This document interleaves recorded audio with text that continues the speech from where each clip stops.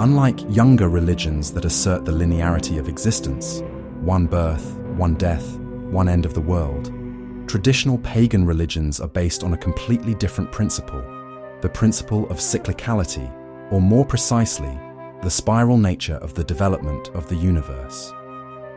The Hindu concepts of kalpas, which follow one another much like one day succeeds another, are well known. Each kalpa, day of Brahma, includes 14 manvantaras, periods of Manu, the cosmic human, each of which is divided into 71 mahayugas. In turn, each mahayuga consists of 4 yugas.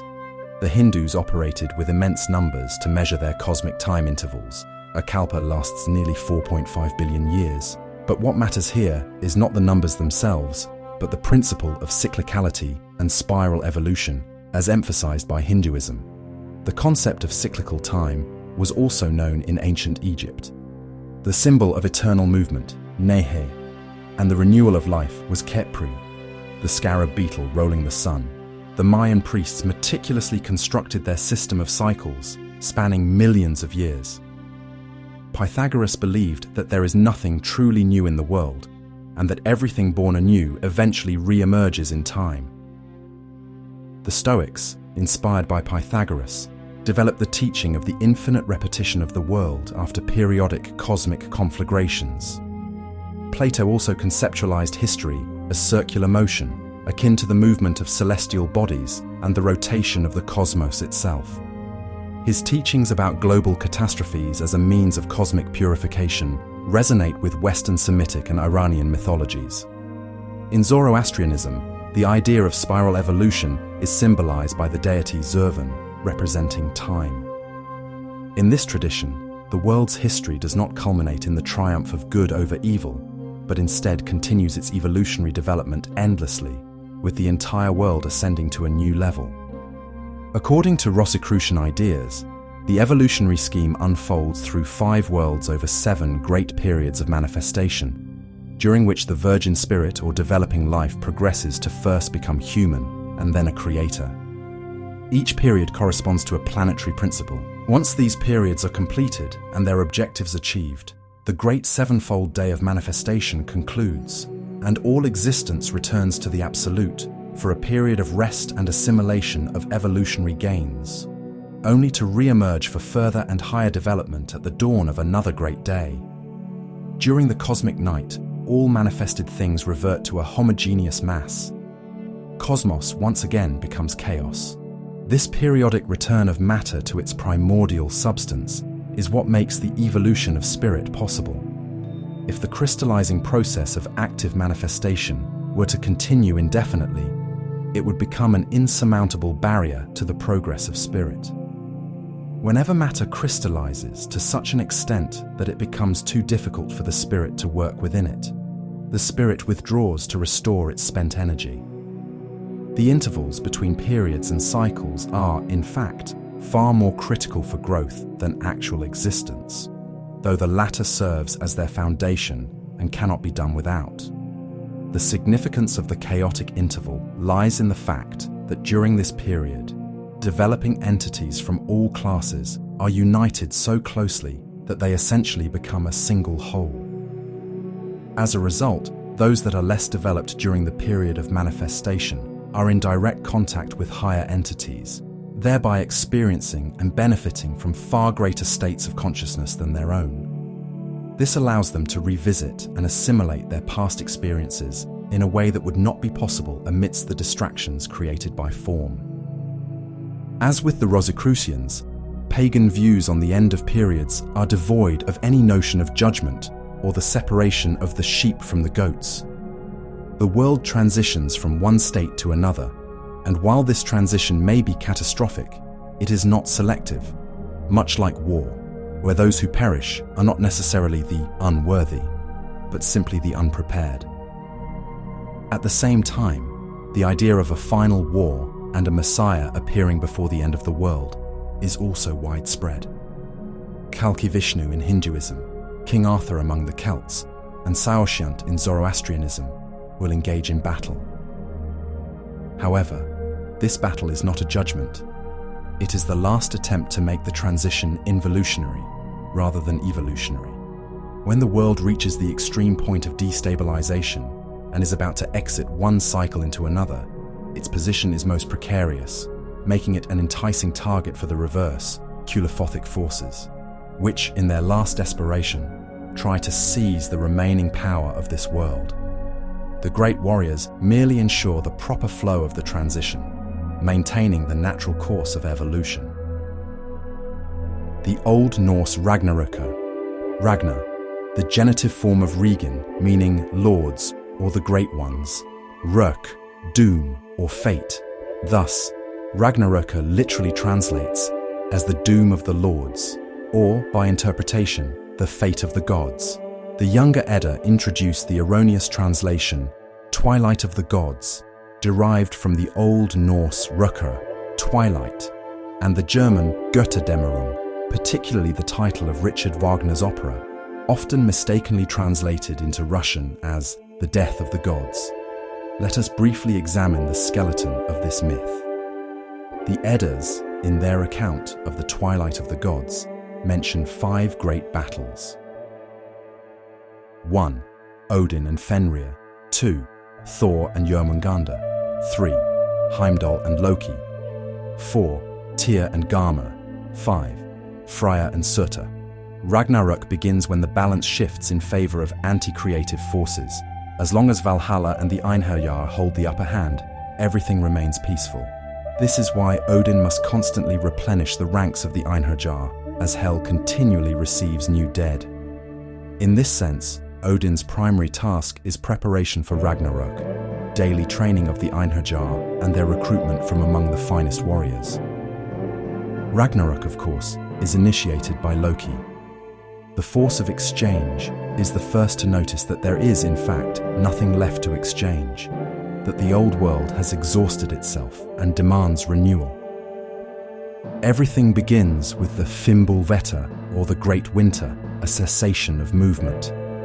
In other words, at a certain point, it becomes evident that the existing system, whether of the world or consciousness, can no longer develop.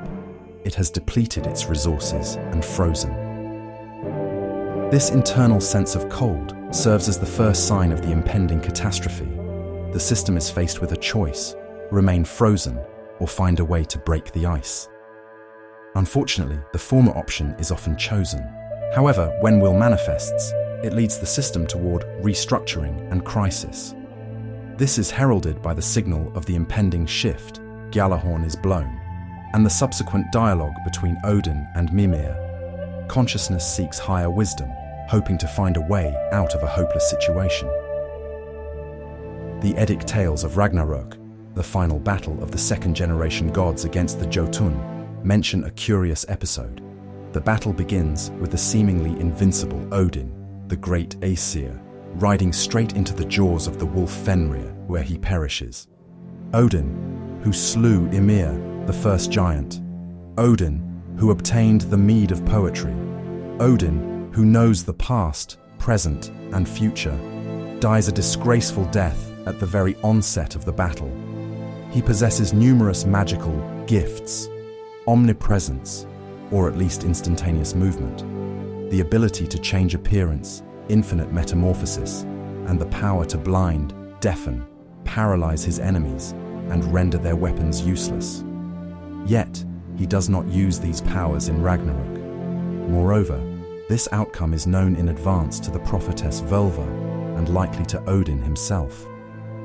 Odin cannot influence fate, but Odin is not one to submit to destiny. He is the eternal fighter, so why does his cunning fail him at the crucial moment? The answer is clear. Odin's death is a conscious sacrifice. Just as Ymir's sacrifice gave rise to the world of gods and men, Odin's sacrifice ushers in a new age. Odin is no stranger to self-sacrifice. He has done it twice before, offering himself on the world tree to gain the runes and sacrificing his eye to the well of wisdom. The Eddas suggest that this sacrifice is perhaps blessed by Mimir himself, the spirit of the world tree, who was also sacrificed to maintain the foundations of the cosmos after the war between the Aesir and Vanir. Mimir's head knowing that renewal must come through sacrifice, imparted this wisdom to Odin, and Odin heeded it. Before a system can be reborn in a new form, it must first undergo dissolution. For such a descent into chaos to be possible, it must be preceded by the removal of the restraining vectors of cosmic law. This occurs when Tyr perishes at the jaws of the hound Garm. Let us note that Ragnarok is set in motion by twin chthonic forces, the hound and the wolf. The hound, a domesticated, obedient creature guarding hell, the daylight consciousness that protects the known world from encroachments of the unknown, eventually rebels, having been nourished by the power of decay, and devours Tyr, the principle of law and values upon which the psychocosmos is built. In other words, the accumulation of insoluble problems leads to the very force that upheld the law turning against itself and destroying itself, unable to reconcile new elements with the existing ones. However, the darkness of consciousness is but one stage in the transmutation of being. All other facets of the system must also encounter their opposites, annihilate each other, and return to the unmanifested state before emerging anew, transformed. A system that has lost the power of consciousness begins to collapse. A world without Odin cannot sustain its order. The first to fall is Odin's great son, Thor, for without consciousness, there can be no order. Thor engages in battle with Jormungandr. The force that establishes structure confronts its boundary, its belt, its limit. But just as order cannot exist in unlimited space, the boundary is also a manifestation of order. Thus, the destruction of the limit inevitably leads to the collapse of order. Thor dies, having slain Jormungandr. After the system's boundaries are lost, its expansiveness and desire dissipate. Without direction from the will, it returns to its undifferentiated state, as the god of life, Freya, is consumed by Surtur's flames. At this stage, the system's disintegration is complete. All four of its pillars are destroyed. Consciousness has fallen into darkness, law and order are lost, and the capacity for outward manifestation has been consumed. The crisis culminates in the final battle. The very principle of separation clashes with the principle of interaction. Heimdall fights Loki, and, naturally, they kill each other. When Asgard, the center of cosmic law, Prav, no longer exists, there is nothing left to guard, nor anything to unite. Ragnarök is not only an end, but also a rebirth. In its crucible, a new being emerges, a new personality, a new initiation, new possibilities for development, and new preconditions for the next destruction. Fenrir and Garm, Jormungandr and Surtur are not merely symbols of psychological processes. They are living agents that exist within the psychocosmos as tangibly as their higher counterparts exist in the macrocosmos. Anyone who has experienced their own Ragnarök knows how terrifying these entities can be and how mortally real they are. After the universal destruction, ruin, and death of the world comes renewal. Following Ragnarök, Balder and his involuntary killer, the blind herd, return from the realm of the dead, reconciled with each other. The surviving sons of Thor and Odin return to the place where Asgard, the city of gods, once stood. A human couple, having hidden during the gods' battle in the grove of Hodmimir and surviving all the dangers there, will give rise to a new human race. Odin, the thousand-faced one, and the reborn Balder, one of his aspects, are reunited. Balder is Odin young, pure, and perfect. Balder is the youth, while Odin is the elder. The youthful god embodies the highest level of order and justice, yet his order is so perfect that it becomes unsustainable. None of his judgments can ever be carried out.